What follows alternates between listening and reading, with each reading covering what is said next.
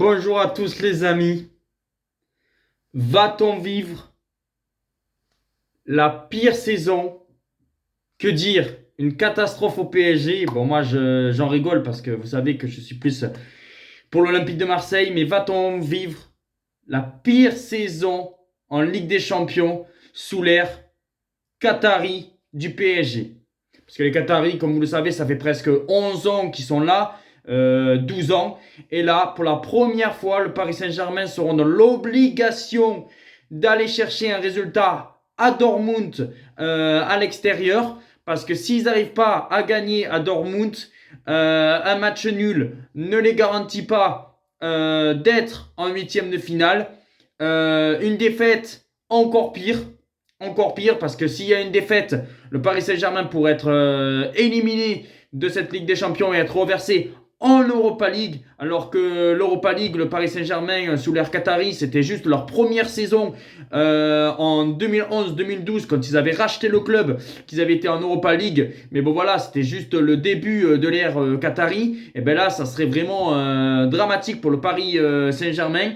Et on va parler comment cela peut être possible parce que même le Paris Saint-Germain peut peut-être aussi finir premier de sa poule, ce qui veut dire c'est une poule vraiment énormissime. Il n'y a que l'AC Milan qui est très mal embarqué parce que l'AC Milan, quoi qu'il arrive, ne peut plus se qualifier.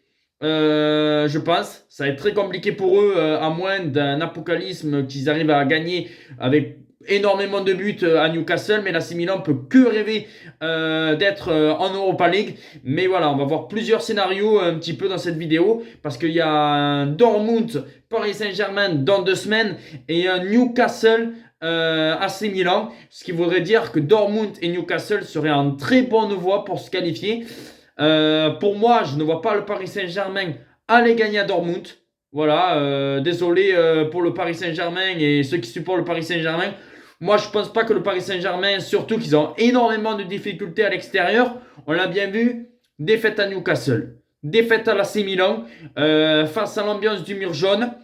La fébrilité un petit peu de Donnarumma parce qu'on a vu les boulettes au pied et même là une boulette à la main. Est-ce qu'il aura cette pression? On verra bien. Mais à mon avis, je pense que le Paris Saint-Germain, je ne les vois pas gagner. Peut-être faire un match nul. Mais si un match nul, Dortmund à 11 points. Le Paris Saint-Germain à 8 points. Et si Newcastle s'impose contre l'AC Milan, eh ben c'est Newcastle qui finirait deuxième. Parce que la confrontation entre Newcastle et le Paris Saint-Germain serait que Newcastle ayant fait match nul et gagné au match aller, Newcastle serait deuxième. Même s'il y a le même nombre de points, 8 et 8, ça serait Newcastle qui serait deuxième et le Paris Saint-Germain serait troisième et serait en Europa League. Dans un autre scénario, s'il y a match nul entre Newcastle et l'AC Milan et que le Paris Saint-Germain perd à Dortmund, ben, le PSG se qualifie en finissant deuxième. Voilà, le PSG finira deuxième. Si le Paris Saint-Germain gagne à Dortmund, eh ben là, c'est réglé. Le Paris Saint-Germain est premier de sa poule et aura un adversaire assez faisable, un peu moins fort pour les huitièmes de finale. Mais ça, il faut vraiment s'imposer à Dortmund.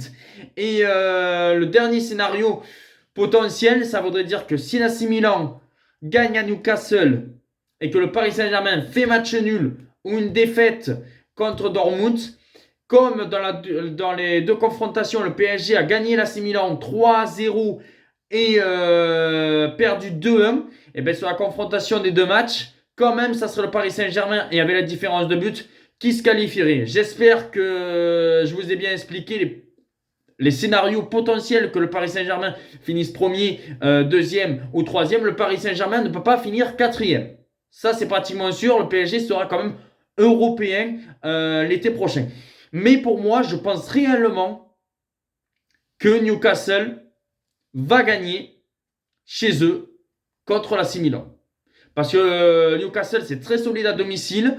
Ils vont tout donner pour se qualifier. Même là, ils étaient en très bonne voie. Ça s'est joué à rien parce que le Paris Saint-Germain aurait pu perdre le match.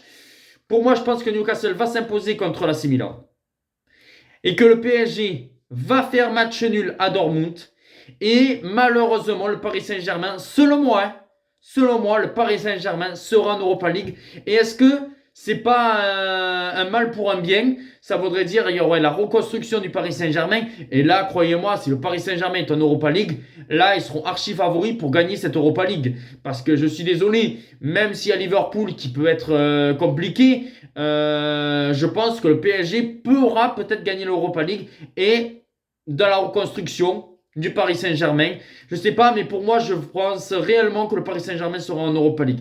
Dites-moi en commentaire si vous voyez le Paris Saint-Germain gagner à Dortmund et finir premier de sa poule. Est-ce que vous voyez le Paris Saint-Germain finir deuxième?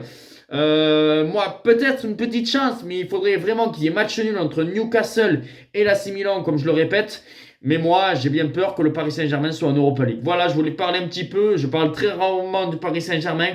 Mais voilà, l'ère Qatari, peut-être ça va être dramatique sur l'ère Qatari que le Paris Saint-Germain, 12 ans après leur prise de pouvoir, eh ben, soit de nouveau en Europa League.